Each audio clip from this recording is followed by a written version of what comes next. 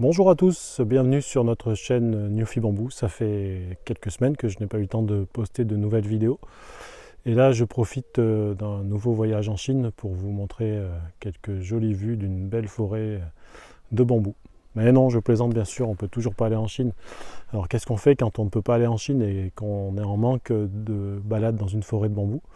Eh ben, on vient dans les Landes en fait, et c'est ce que j'ai fait depuis ce matin. Je suis à la chasse aux informations dans les Landes. J'ai visité pas mal de bambouseraies que je connaissais, d'autres qu'on m'a indiquées. Et là, je remercie François Puech qui m'a donné une très très bonne adresse. Et je me trouve au milieu d'une des fameuses forêts de Mosso des Landes. Donc là, c'est simple, c'est une forêt qui est bien entretenue puisque François l'entretient pour construire ses chapiteaux.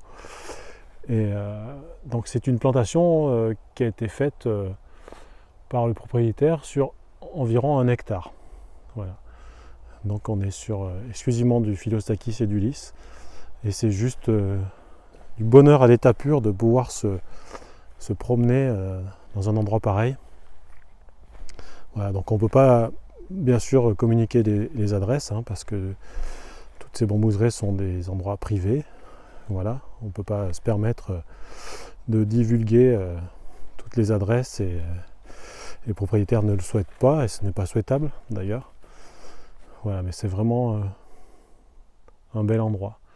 J'essaierai d'intégrer quelques photos et d'autres prises de vue que j'ai fait dans d'autres bambouseraies. Et là, c'est agréable parce que François fait du super boulot, c'est très bien entretenu. Voilà, je vous laisse profiter de l'ambiance.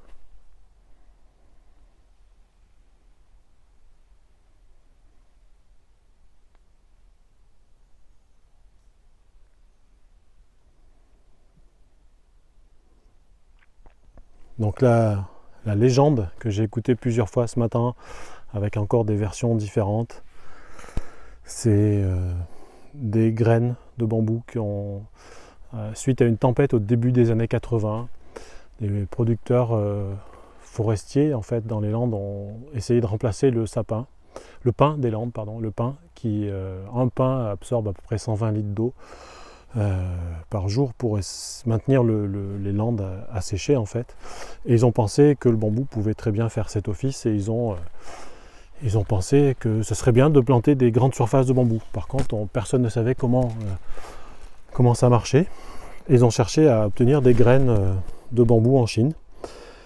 Et donc une version de la légende en fait dit que c'est le président François Mitterrand qui avait réussi à obtenir des graines.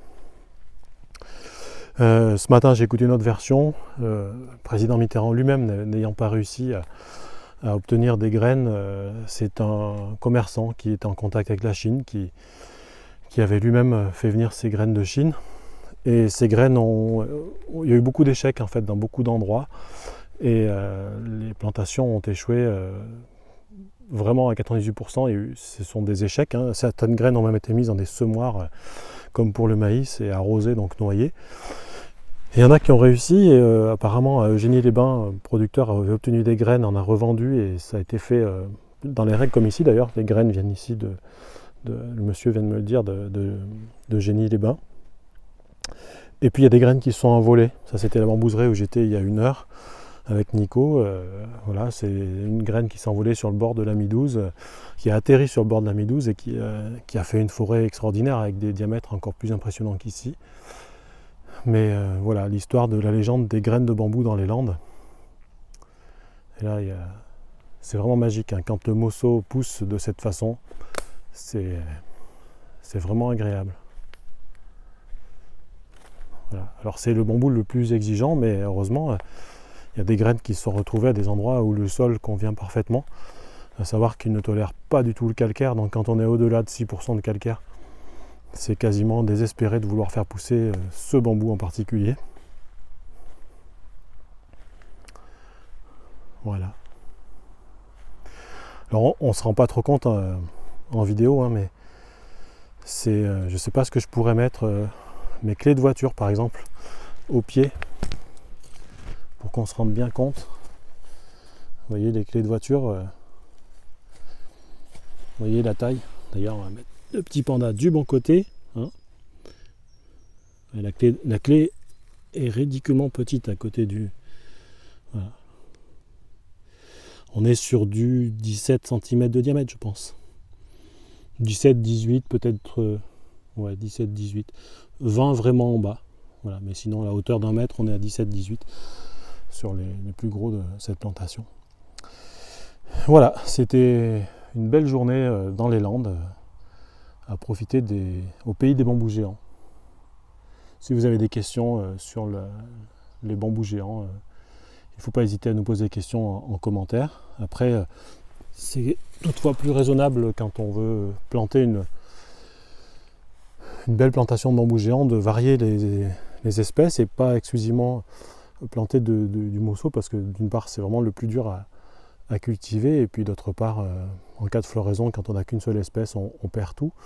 Donc nous on propose de mettre au moins 7 ou 8 espèces de bambous géants, en sachant qu'il y en a quelques-uns qui deviennent aussi gros que des mousseaux et qui ont les mêmes caractéristiques mécaniques. Hein. On parle de Phyllostachys prominens, Phyllostachys jacksingensis, Phyllostachys shanghayensis, enfin on a vraiment des choses aussi intéressantes que les dulis, mais qui poussent à coup sûr, qui ne sont pas aussi intolérantes au calcaire et qui sont vraiment plus satisfaisantes, comme disent les jeunes.